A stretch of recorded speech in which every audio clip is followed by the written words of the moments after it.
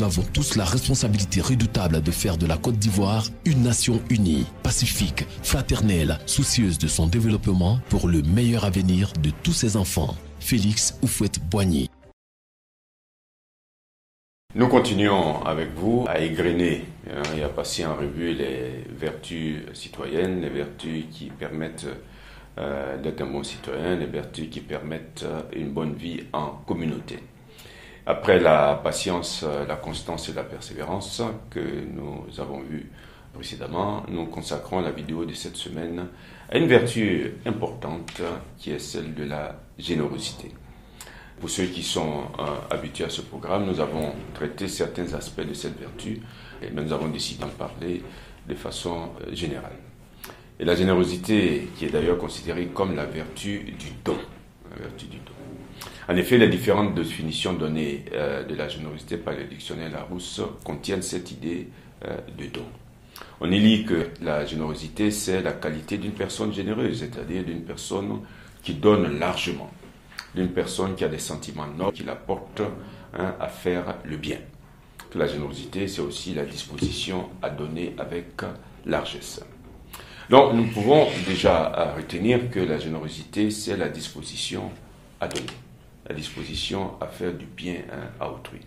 Quelques belles expressions d'ailleurs traduisent cette disposition, que sont, première expression, avoir un bon cœur. Quelqu'un qui est généreux, on dit généralement que cette personne a un bon cœur. On dit aussi de cette personne, et ça c'est la deuxième expression, qu'elle a le cœur sur la main. Troisième expression, avoir le geste large. Et quatrième expression, avoir un cœur d'or.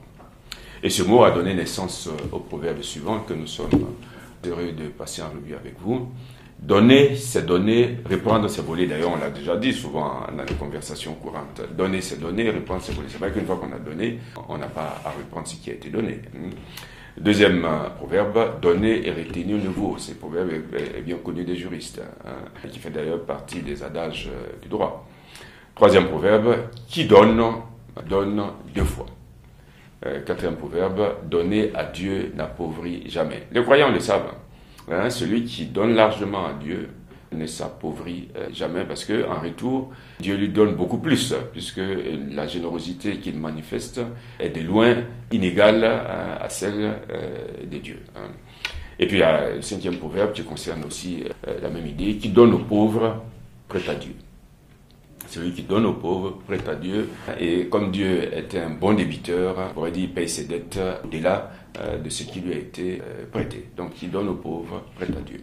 Et le dernier proverbe, la façon de donner vaut mieux que ce qu'on donne. Ça, c'est très important aussi, parce que parfois, il y a des gens qui manifestent leur générosité en donnant de telle manière que finalement, on se pose des questions sur le sentiment qui les anime.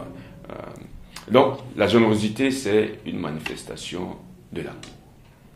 La générosité permet de traduire l'amour en acte de service et en don. Don de quoi? De ce qu'on a, c'est-à-dire de ce qu'on possède, don de son temps, et don de soi-même, c'est-à-dire de ce qu'on est. La générosité, c'est réaliser quelque chose de bon, de faire le bien volontairement et librement aux autres. Elle ouvre la porte au besoin vital qu'a l'être humain de donner. De façon précise, voyons ensemble qu'est-ce qu'on doit donner. Ce qu'on donne peut revêtir de multiples formes. On l'a dit déjà, il est bon de le répéter, on donne des biens matériels, mais avec discernement. Il ne s'agit pas, par exemple, pour les parents, nous l'avons déjà dit dans les vidéos passées, pour des parents rarement présents, de combler leurs enfants de cadeaux pour compenser le peu de temps qu'ils accordent aux enfants. Les enfants ne s'éduquent pas en les abreuvant de cadeaux. Éduquer les enfants suppose, entre autres choses, qu'on passe du temps avec eux et bien les connaître afin de mieux les aider.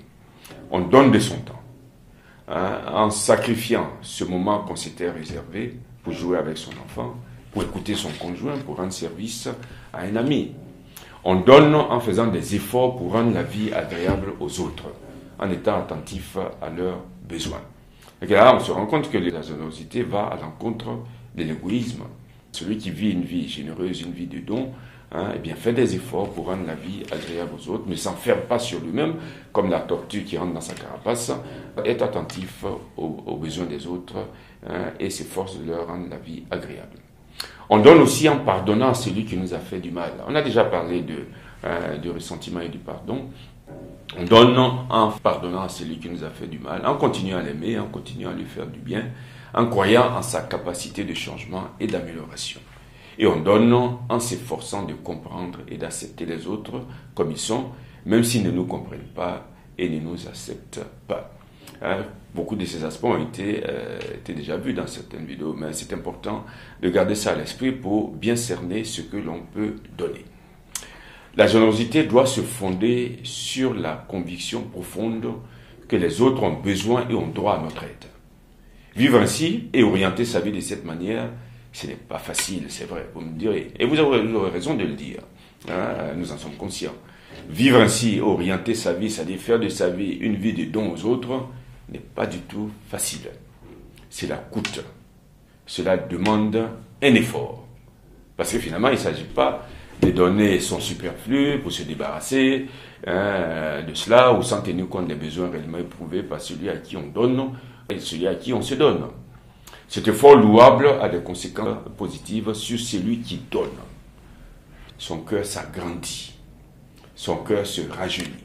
Sa capacité d'aimer augmente, son âme s'enrichit. L'expérience prouve que l'égoïsme, le fait de vivre seulement pour soi, de tout garder pour soi, appauvrit le cœur et l'âme et rapetit l'horizon.